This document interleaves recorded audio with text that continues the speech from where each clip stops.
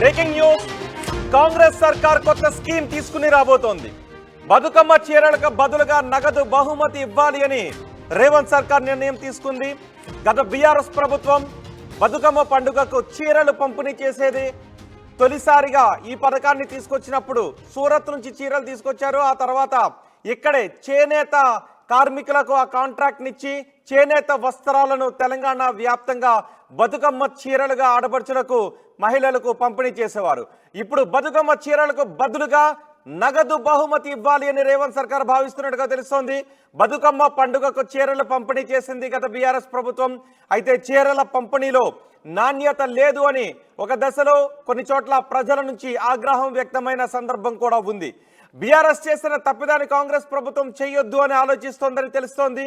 చీరలకు బదులుగా ఏదైనా గిఫ్ట్ రూపంలో ఇవ్వాలి అని ప్రభుత్వం ఆలోచన చేస్తున్నట్టుగా తెలుస్తోంది. అయితే వస్తు రూపంలో ఇవ్వాలా లేదా నగదు రూపంలో ఇవ్వాలా అని ప్రభుత్వం ఆలోచన చేస్తోంది. ఎవరికి ఇవ్వాలనే విషయంపైన కసరత్తు చేస్తోంది. ఈసారి బతుకమ్మ పండుగకు గిఫ్ట్గా ఇవ్వచ్చు అని ఓ సీనియర్ ఐఏఎస్ అధికారి చెబుతూ ఉన్నారు. త్వరలో ముఖ్యమంత్రితో జరిగే సమీక్షలో ఈ విషయంపై స్పష్టత వచ్చే అవకాశం ఉందని తెలుస్తోంది. దీనిపై మరింత సమాచారం మా ప్రతినిధి మధు అందిస్తారు. మధు, ఈసారి బతుకమ్మ పండుగకు ఏమిచ్చే అవకాశం ఉంది? చీరలకు బదులు గిఫ్ట్ ఇస్తారా, నగదిస్తారా? నగదిస్తే ఎంత ఇస్తారు? ఏదైనా స్పష్టత వస్తుందా? ఎగ్జాక్ట్లీ, ఎందుకంటే ప్రతి సంవత్సరం గత ప్రభుత్వం కొనసాగించింది ఎవ్రీ దసరాకి ప్రతి సంవత్సరం ప్రతి ఏటా కూడా రేషన్ కార్డు ఉన్నటువంటి వారికి అక్కడి నుంచే రేషన్ బియ్యం సప్లై చేసేటువంటి ఆ దుకాణం నుంచే ఈ చీరల పంపిణీ చేశారు వారందరికీ కూడా కార్డు ఉన్నటువంటి వారికి. కాకపోతే ఈసారి ప్రభుత్వం ఇంకా నిర్ణయం తీసుకోలేదు. చీరల పంపిణీ కోసం ఇవ్వాల్సినటువంటి ఆర్డర్ ఇంతవరకు పెట్టలేదు. అంటే ఈ ప్రభుత్వానికి చీరలు ఇచ్చేటువంటి ఆలోచన లేదు అనేటువంటిది చాలా స్పష్టంగా కనిపిస్తూ ఉంది. గత ప్రభుత్వం చేసినటువంటి తప్పిదాన్ని, ఆ ప్రజల నుంచి వచ్చినటువంటి ఆగ్రహాన్ని దృష్టిలో పెట్టుకొని ఈసారి కొంచెం వెరైటీగా డిఫరెంట్గా ప్లాన్ చేయాలి. అంటే నగదు రూపంలో ఇస్తే ఎలా ఉంటుంది, వస్తువుల రూపంలో ఏదైనా గిఫ్ట్ రూపంలో ఇస్తే ఎలా ఉంటుంది అనేటువంటిది ఆలోచన చేస్తున్నట్టుగా తెలుస్తోంది. ఇంకా సమాలోచనలు నడుస్తూ ఉన్నాయి దీనిపైన అధికారులకు సంబంధించి. ముఖ్యమంత్రి అమెరికా పర్యటన ముగించుకొని హైదరాబాద్ చేరుకున్న తర్వాత జరిగేటువంటి సీఎం రివ్యూ మీటింగ్లో దీనిపైన ఒక స్పష్టత రానుంది.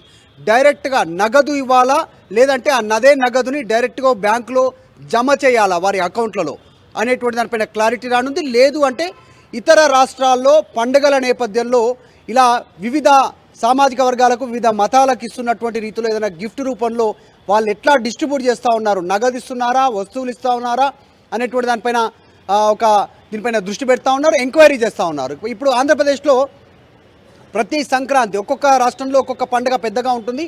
ఆంధ్రప్రదేశ్లో సంక్రాంతి ఎలాగా పెద్దగానో తెలంగాణలో దసరాను చాలా పెద్ద ఎత్తున జరుపుకుంటారు. కాబట్టి ఇక్కడ ఎలా చేస్తే బాగుంటుంది అనేటువంటిది ఆంధ్రప్రదేశ్ని ఎగ్జాంపుల్గా తీసుకున్నారు. అక్కడ చక్కెర, బెల్లము, తర్వాత సంక్రాంతికి ఇచ్చేటువంటి కొన్ని వస్తువులను, నెయ్యి, నూనె, ఇలా వస్తువులను ఇస్తూ ఉన్నారు. అలా ఇక్కడ ప్లాన్ చేస్తే బాగుంటుందా? దాంట్లో ఏమైనా అవకతవకలు జరిగే అవకాశం ఉందా?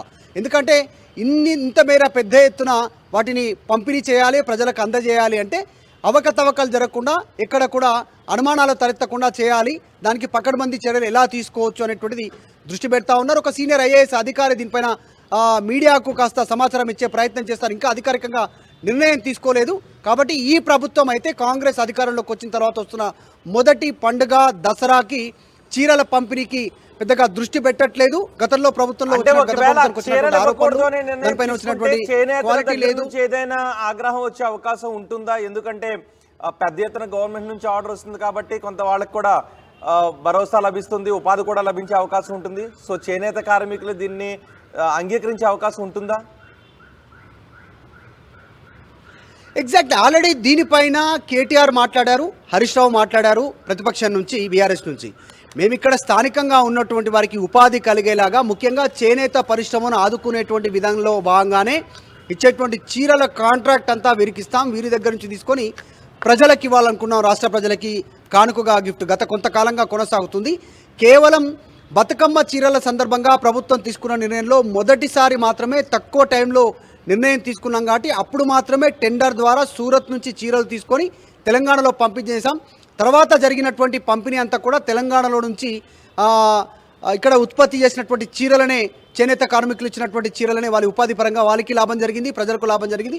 ఇక్కడ రాష్ట్ర వ్యాప్తంగా అప్పుడున్న ప్రభుత్వం నిర్ణయం తీసుకొని ఈ ప్రభుత్వ అనాలోచిత నిర్ణయంతో నష్టం జరుగుతుంది చేనేత కార్మిక వర్గానికి అనేటువంటి వాళ్ళు డిమాండ్ చేస్తూ ఉన్నారు ఆల్రెడీ. కానీ ప్రస్తుతం ఈ ప్రభుత్వం మాత్రం కొత్తగా ఆలోచనతో ముందుకు వెళ్ళాలనేటువంటి ఆలోచన చేస్తూ ఉంది. నగదు లేదంటే డైరెక్ట్గా బ్యాంకులో లేదంటే వస్తు రూపంలో గిఫ్ట్ ఇవ్వాలనేటువంటి ఆలోచన చేస్తున్నట్టుగా తెలుస్తూ ఉంది. గతంలో రేషన్ కార్డు ఉన్నటువంటి వారందరికీ ఈ పథకాన్ని అమలు చేస్తారు. కానీ దీంట్లో దసరా హిందువుల పండుగ సందర్భంగా అప్పుడు రేషన్ కార్డు సాధారణంగా అన్ని మతాల వారికి ఉంటుంది, బీపీఎల్ కార్డు ఉన్నటువంటి బిలో పావర్టీ లైన్ ఉన్నటువంటి వారందరికీ. సో అందరికీ పంపిణీ చేస్తారు. కానీ ఇటు క్రిస్మస్ రోజు సంబంధించినటువంటి రోజున గిఫ్ట్స్ మాత్రం కేవలం క్రిస్టియన్స్కే సప్లై చేయడము, తర్వాత రంజాన్ సందర్భంగా కేవలం ముస్లింలకే సప్లై చేయడము, ఇది మాత్రం అన్ని వర్గాలకు సప్లై చేయడం వెనకాల కాస్త ఆందోళన వచ్చింది. ఆ విషయం పైన కూడా ప్రభుత్వం దృష్టి పెడుతున్నట్టుగా తెలుస్తూ ఉంది. కేవలం ఇది హిందువుల పండుగ కాబట్టి హిందువులకు మాత్రమే పంపిణీ చేయాలని అనేటువంటి ఆలోచన దానిపైన ప్రభుత్వం ఎలాంటి నిర్ణయం తీసుకుంటో తెలియదు. ప్రస్తుతానికి మాత్రం చీరల ప్లేస్లో నగదు లేదంటే గిఫ్ట్ రూపంలో ఇచ్చే అవకాశం ఉంది. రైట్ మధు, కాంగ్రెస్ సర్కార్ కొత్త స్కీమ్ తీసుకుని రాబోతోంది. బతుకమ్మ చీరలకు బదులుగా నగదు బహుమతిని ఇవ్వాలి అని అనుకుంటోంది. బతుకమ్మ పండుగకు చీరలు పంపిణీ చేసింది గత బీఆర్ఎస్ ప్రభుత్వం. అయితే